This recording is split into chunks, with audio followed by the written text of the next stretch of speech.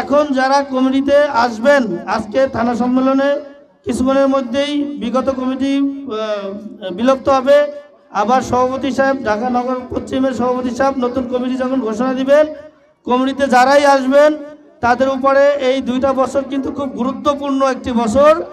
কারণ দেখবেন নায়েবে আমির হুজুর এবং পীর সাহেব হুজুরের অক্লান্ত পরিশ্রমে সারা বাংলায় ইসলামের একটি জয় জয়কার অবস্থা শুরু হয়ে গেছে। ইসলামের জয় জয়কার অবস্থা কিন্তু সারা বাংলাদেশ শুরু হয়ে গেছে।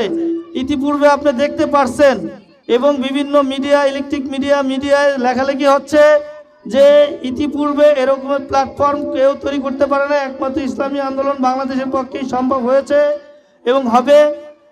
দেখবেন কিছুদিনের ভিতরে ইনশাআল্লাহ ইসলামের একটি জয় চলে আসছে। তাই এখন আর ঘরে বসে থাকার সময় নাই। আগামী নির্বাচনে শ্রমিক আন্দোলন ভাষান্তকের যতগুলি কেন্দ্র আছে প্রত্যেকটা কেন্দ্রে ইসলামী শ্রমিক আন্দোলনের পক্ষ থেকে মিনিমাম 100 জন কর্মী প্রত্যেকটা কেন্দ্রের সামনে উপস্থিত থাকবেন। এই লক্ষ্য নিয়ে কাজ করবেন। প্রোগ্রামের এই পর্যায়ে বক্তব্য রাখবেন ইসলামী শ্রমিক আন্দোলন ঢাকা মহানগর পশ্চিমের সংগ্রামী সাংগঠনিক সম্পাদক আলহাজ মোহাম্মদ জামাল সরদার।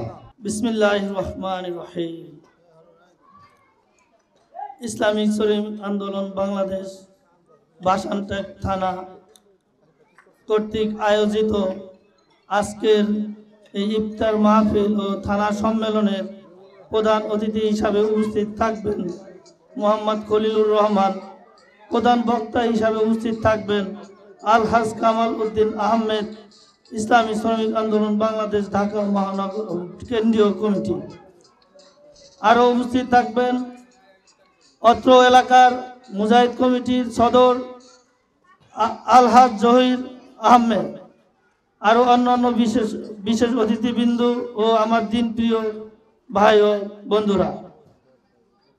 আসলে আমি বেশি কথা বলবো না, 2-1টা কথা বলেই শেষ করব। আসলে আমাদের যে ইসলামী আন্দোলন বাংলাদেশ, আমরা যারাই এখানে ইসলামী আন্দোলন বাংলাদেশের অন্তর্ভুক্ত কর্মী যারা আছি, সবাইকে আমরা শুধু ভাই ক্ষমতার জন্য কি রাজনীতি করা হয়? আমাদের কিন্তু একটা উদ্দেশ্য আছে, লক্ষ্য আছে, সেটা হলো মৃত্যুর পরে আখিরাত। আমরা আখিরাতকে সামনে রেখে আমরা রাজনীতি করি। এবং দেখবেন এই যে ফাল্গুনের মাহফিল গেছে, আমাদের এই ফাল্গুনের মাহফিলে অনেক প্যান্ট শার্ট পরা ভাই মাহফিলে গেছে, কিন্তু দেখবেন 2-1 মাস পরে তাদের মাথায় তাদের শরীরে পাঞ্জাবি, মাথায় টুপি, মুখে চাপদাড়ি এবং তাদের পরিবর্তনের ছোঁয়া। তো ভাই আমাদের বাংলাদেশ ইসলামী আন্দোলন বাংলাদেশ যদি সরকার গঠন করে তাহলে পরিবেশটা কীরকম হয়ে যাবে? অটোমেটিক চেঞ্জ হয়ে যাবে। যেরকম চরমনের মাহফিলে আমরা যখন যাই প্যান্ট শার্ট পরা লোক নিয়ে আসলে দেখবেন যে সে পরিবর্তন হয়ে যাচ্ছে। আমরা কি তাকে জোর করে পরিবর্তন করতেছি ভাই? না, সে স্বেচ্ছায় হচ্ছে। তো যখন ইসলামী আন্দোলন বাংলাদেশ সরকার গঠন করবেন তখন দেখবেন এই পুরা বাংলাদেশটা একটা মসজিদের মতো হয়ে যাবে। মসজিদে গেলে যেরকম মানুষ অপরাধ করতে পারে না, তখন দেখবেন বাংলার মানুষ তখন আর অপরাধ করতে পারবে না। তখন ইসলামী শ্রমিক আন্দোলন বাংলাদেশ ইসলামী শ্রমিকদের ন্যায্য অধিকার এবং ন্যায্য অধিকার প্রতিষ্ঠিত হবে। শ্রমিকরা আর বঞ্চিত হবে না, লাঞ্ছিত হবে না, তাদেরকে কেউ ঠকাতে পারবে না। এটা শুধু একমাত্র ইসলামী আন্দোলন বাংলাদেশ সরকার গঠন করলেই সম্ভব, এছাড়া সম্ভব না। এছাড়া দেখছেন তো ভাই যতগুলি দল বাংলাদেশে ছিল, যারা ক্ষমতায় ছিল পূর্বে, তাদের অবস্থা দেখছেন তো? শুধু শ্রমিকদের চুষে রক্ত খেয়ে তারা মোটা তাজা হওয়াটাই তাদের কি অভ্যাস। এই জন্য ভাই আমরা যারা শ্রমিক আন্দোলন ভাইরা আছি ভাষান্তকের অন্তর্ভুক্ত এবং সারা বাংলাদেশে, তারা আজকে থেকে শপথ করেন আগামী নির্বাচনের আগ পর্যন্ত আপনি যে প্রতিষ্ঠানে কাজ করতেছেন ওই প্রতিষ্ঠানের শ্রমিক ভাইদেরকে ইসলামী আন্দোলনের দাওয়াত দেন, ইসলামী আন্দোলনের অন্তর্ভুক্ত করেন। ইসলামী আন্দোলনের অন্তর্ভুক্ত করলে 2টা জিনিস ওই ভাই পাবে। একটা জিনিস পাবে হলো তার আত্মার, তার রুহের চিকিৎসা পাবে, আর একটা পাবে এই দুনিয়াতেই সে তার ন্যায্য অধিকার ফিরে পাবে। এই বলে আপনারা সবাই অনেক পরিমাণে দাওয়াত দিবেন এবং আগামী নির্বাচন সামনে এই এখন যারা কমিটিতে আসবেন, আজকে থানা সম্মেলনে কিছুক্ষণের মধ্যেই বিগত কমিটি বিলুপ্ত হবে। আবার সভাপতি সাহেব, ঢাকা নগর পশ্চিমের সভাপতি সাহেব নতুন কমিটি যখন ঘোষণা দিবেন, কমিটিতে যারাই আসবেন তাদের উপরে এই 2টা বছর কিন্তু খুব গুরুত্বপূর্ণ একটি বছর। কারণ দেখবেন নায়েবে আমির হুজুর এবং পীর হুজুরের অক্লান্ত পরিশ্রমে সারা বাংলায় ইসলামের একটি জয় জয়কার অবস্থা শুরু হয়ে গেছে। ইসলামের জয় জয়কার অবস্থা কিন্তু সারা বাংলাদেশ শুরু হয়ে গেছে।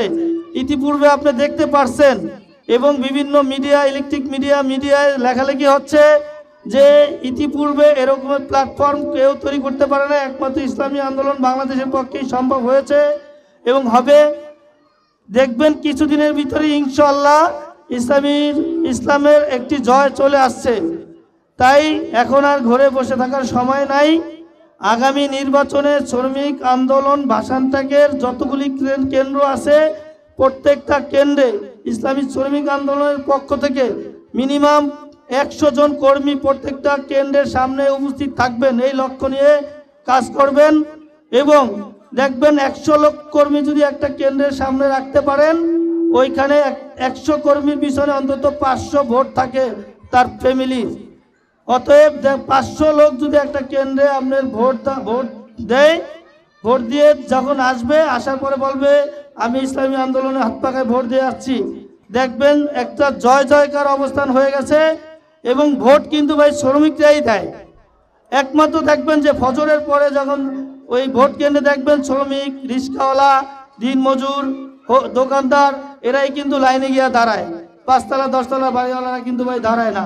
অতএব আমার শ্রমিক আন্দোলনের ভাই ভাষান্তকদের উদ্দেশ্যে একটাই কথা বললাম, এই বিগত সেশনে ইনশাআল্লাহ আমাদের যার যে পোস্টে আসবো তার অতটুকু কাজ ইনশাআল্লাহ কমপ্লিট করব। দেখবেন ইনশাআল্লাহ আমি যেগুলি বলছি ইনশাআল্লাহ ইসলামী বিজয় আসবেই। এই বলে আমার সংক্ষিপ্ত আলোচনা শেষ করলাম। আসসালামু আলাইকুম ওয়া রাহমাতুল্লাহ।